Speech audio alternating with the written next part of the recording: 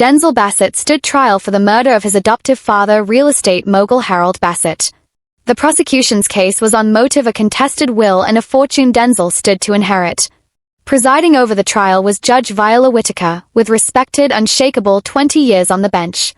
Nobody in that courtroom knew a DNA test ordered would tear open a secret Viola buried 24 years earlier. The courtroom fills before 9. Detective Forrest Cheadle sits behind the prosecution table, watching Denzel Bassett get led in by 2 bailiffs. Denzel is 24, he looks calm, his hands was cuffed in front of him. His attorney, Idris, meets him at the defense table, whispers something, then Denzel nods. As Judge Viola Whitaker enters, everyone rises. She takes her seat, opens the case file, calls the room to order. Prosecutor Samuel King stands up and opens with his theory: Denzel Bassett killed Harold Bassett 3 weeks before Harold planned to remove him from the will entirely, a will worth $42 million. Idris objects to the framing before King finishes his sentence. Overruled. Viola tells King to continue. King calls his first witness, Angela Boseman, Harold's widow, who is Denzel's adoptive mother. She testifies as she cries that Harold told her days before he died he was drafting a new will to cut Denzel out completely.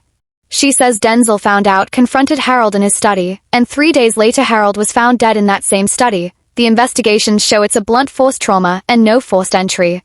She adds that Harold had grown increasingly secretive in his final weeks, taking calls in private, locking his study door even when home alone, behavior she assumed at the time was tied to the will but isn't sure of. Hope you are enjoying this story. Don't forget to like, subscribe, and turn on the notification bell. It helps this channel grow. As Idris cross-examines, Angela admits she never actually saw Denzel and Harold argue, only heard them raise their voices. She admits the will change was never finalized. King objects to the direction of the questions. Viola allows it to continue. Forrest Cheadle takes the stand next.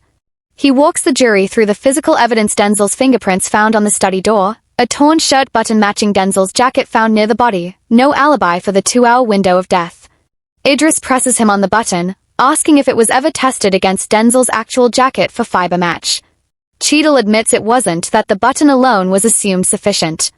Viola makes a note on her legal pad. She doesn't say anything, then they went on break. Before the jury returns, King calls a second witness, Harold's longtime estate attorney Wesley Ford, who confirms Harold called his office the week before his death asking about the process for removing a beneficiary. Ford testifies that he never received signed paperwork, only a phone consultation. Idris asks Ford whether Harold gave any reason for the change. Ford says Harold mentioned trust issues but never named who he no longer trusted. On redirect, King asks Ford if it's common for a father to remove an ungrateful child from a will. Idris objects to the characterization, which was sustained. King moves on quickly, aware the point landed with the jury regardless. Denzel meets Idris in a holding room. Denzel insists that he never touched Harold, that the argument Angela heard was about something else entirely. Harold telling him that he wasn't Harold's biological son, that he'd been adopted as an infant through a private arrangement Harold didn't fully explain. Denzel says Harold seemed rattled that night, like he was trying to say more but stopped himself. Denzel also mentions something he thought wasn't relevant before. Harold kept a locked drawer in his study that he never let anyone open. Denzel assumed it held business documents. He tells Idris he wonders now if it held something about the adoption instead. Idris took note to request an inventory of items recovered from the study during the initial search. Idris asks if Denzel ever saw adoption paperwork. Denzel says no. Harold once mentioned a woman he called the mother before changing the subject entirely.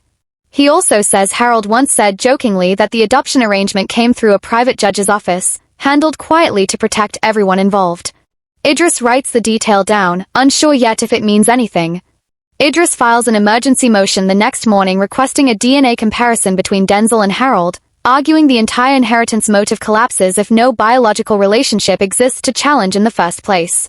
King fights the motion, calling it a delay tactic, arguing biology has no bearing on inheritance rights once a will names a beneficiary regardless of blood relation. Idris counters that the entire prosecution theory hinges on Denzel's belief he was being cut out of a fortune he felt entitled to as a son, and that entitlement collapses if the jury learns he only just discovered he isn't biologically connected to the man raising him at all. Viola reviews the filing, then approves it, ordering an expedited DNA test through the county lab, results due within 5 days. She sets a recess until results arrive. Taraji Snipes, lab supervisor at the county forensic lab, receives the sample and runs it under expedited protocol. 3 days in, an anomaly flags on her screen. Denzel's profile shares 0 markers with Harold Bassett, which is expected since Denzel is adopted. But a secondary cross-reference standard procedure for chain of custody verification pulls up an unexpected partial match against a profile already in the county's judicial personnel database, submitted years earlier as part of a background clearance. Taraji runs the comparison twice more, assuming a contamination error, a mistake that would end her career if it went uncorrected. Both retests come back identical. She documents every step of her process before calling her supervisor, wanting the record airtight. Taraji stares at the screen for a long time before calling her supervisor. The match belongs to Judge Viola Whitaker. Results are delivered sealed to the court clerk Cicely Jordan, who logs them and places them in the case file per protocol, unaware of what's inside. The trial resumes Monday morning. Viola opens the folder to review the report before reading it into record. Her eyes move down the page. She stops at the parentage summary line, probability of maternal relationship between subject A, Denzel Bassett, and reference profile Whitaker v. 99.98%. Viola freezes. The courtroom went silent, unaware anything is wrong, assuming she's simply reading closely. 10 seconds pass, then 15. Idris exchanges a glance with King. Cicely leans toward the bench, asks if the judge is all right. Viola's mind goes back to a spring afternoon 24 years earlier, a hospital room she never let herself picture again after that day, a nurse asking if she wanted to hold the baby before he left with the adoption coordinator. She said no then. She's spent every year since telling herself it was the right call. Viola closes the folder without reading the result aloud. She tells the court she needs a 15-minute recess before proceeding, with her hand visibly trembling as she stands. In chambers, Viola sits alone, open a folder on her desk.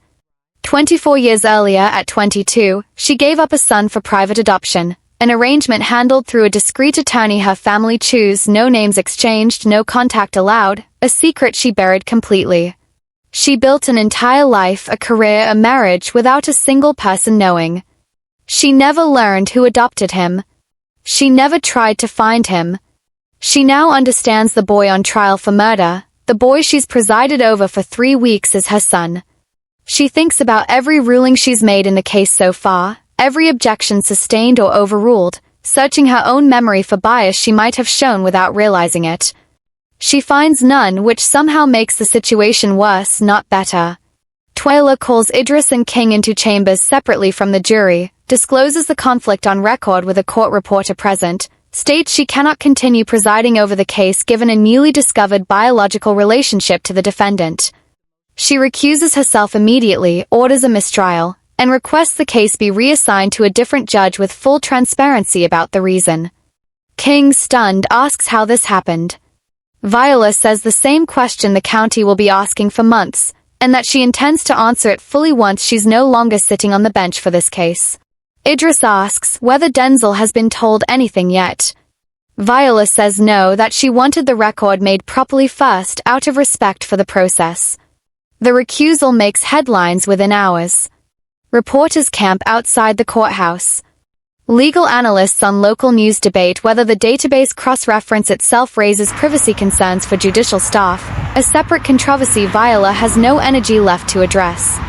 Denzel, back in his holding cell, hears the news from Idris. He asks if it's true.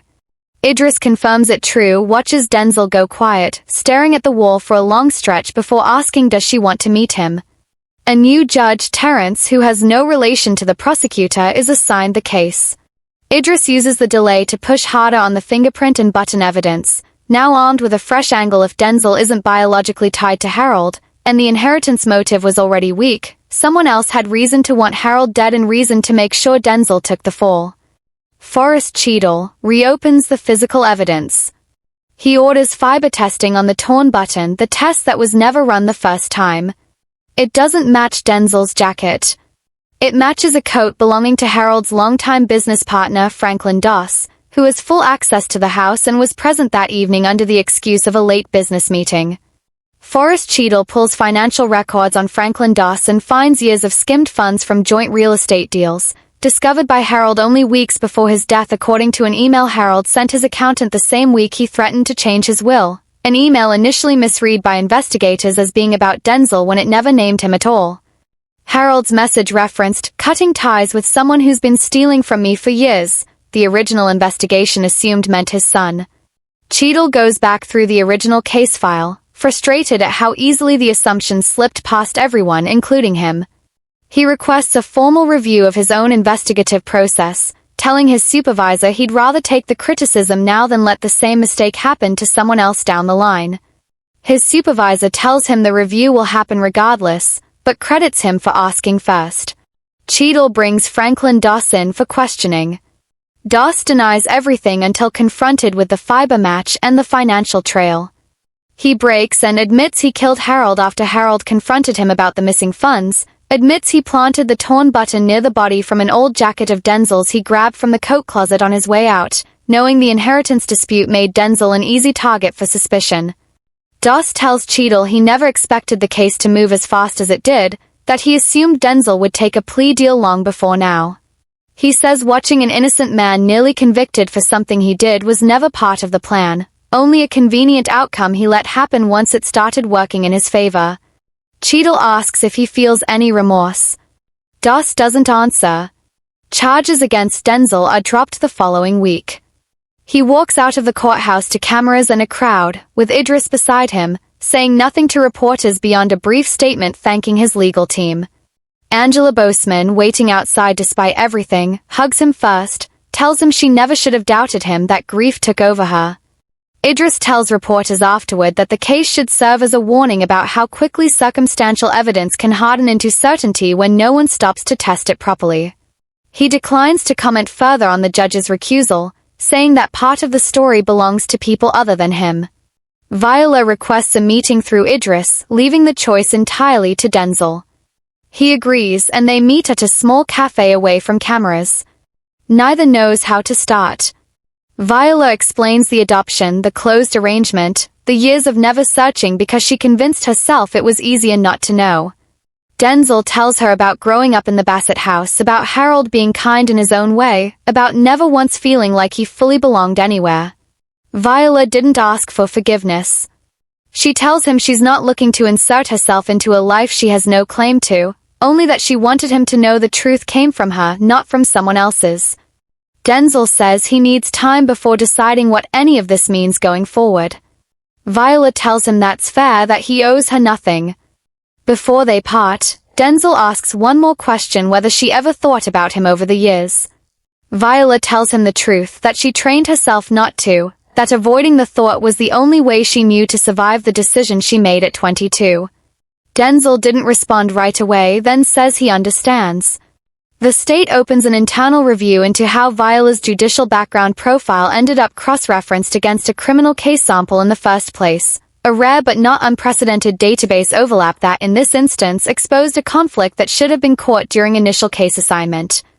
Investigators interview Taraji Snipes about the lab's cross-reference protocol, and she explains the flag was automatic, triggered by standard chain-of-custody software never designed to account for a scenario like this one.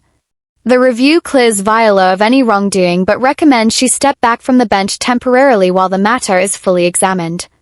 The County Bar Association holds a closed hearing to determine whether Viola's handling of the case, up until her recusal, met ethical standards. Several colleagues testify on her behalf, describing decades of rulings free of favoritism or misconduct. The panel ultimately finds she acted appropriately the moment she became aware of the conflict, disclosing it immediately rather than attempting to finish the trial. Viola is cleared to return to the bench once the Bassett case fully concludes, though she tells a colleague in private she isn't sure yet if she wants to. Franklin Doss pleads guilty to second-degree murder and evidence tampering, avoiding trial in exchange for a reduced sentence. Samuel King, the original prosecutor, issues a public statement acknowledging the case was built on an assumption that should have been tested earlier, crediting the defense's DNA motion for exposing a truth the original investigation missed entirely. At sentencing, Denzel is given the chance to speak. He tells the court that the hardest part of the entire ordeal wasn't the accusation itself, but realizing how close the system came to letting the wrong story stand simply because it was the easiest one to believe. Doss was sentenced 2 years. Angela sells the Bassett estate a year later, unable to keep living in the house where Harold died. She splits the proceeds evenly with Denzel despite having no legal obligation to, telling him Harold would have wanted it that way. Denzel uses part of it to finish paying off his graduate program, the rest he puts away without deciding yet what it's for. 6 months later, Denzel finishes his final semester of graduate school, something he'd paused during the trial. Angela attends his graduation sitting a few rows from Viola, who came only because Denzel asked her to. The two women didn't speak much, they were both there for the same reason. Idris attends as well, invited by Denzel personally. After the ceremony, he tells Denzel he's proud of how he handled the last year, not just the trial but everything that came after it. Denzel says he couldn't have gotten through any of it without him. Denzel spots Viola in the crowd after the ceremony, walks over and calls her by name instead of Judge Whittaker. It's a small shift, but it's a start neither of them expected to get. A year after the trial, Viola returns to the bench in a different courtroom, a request she made herself to avoid any lingering association with the Bassett case. Her first day back, she sits through a minor property dispute. She keeps a photo from Denzel's graduation in her desk drawer. Denzel calls her occasionally now, nothing regular, sometimes they talk for 20 minutes. Sometimes he just tells her about his week and lets her listen. Neither pushes for more than the other is ready to give. Thanks for watching. Don't forget to like, subscribe and turn on the notification.